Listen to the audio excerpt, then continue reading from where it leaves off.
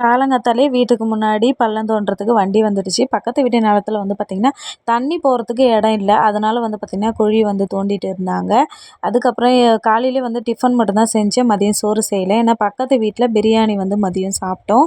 இந்துக்கள்லாம் யாத்திரை போகிறாங்க பார்த்திங்கன்னா, இந்த பழனி மலை, அதுக்கப்புறம் சபரிமலை அந்த மாதிரி முஸ்லீம்களுக்கும் வந்து பார்த்திங்கன்னா, இந்த சவுதி அரேபியால வந்து மக்கான்னு சொல்லிட்டு ஒரு இடம் இருக்குது போல. அங்க தான் வந்து பார்த்திங்கன்னா போறாங்க.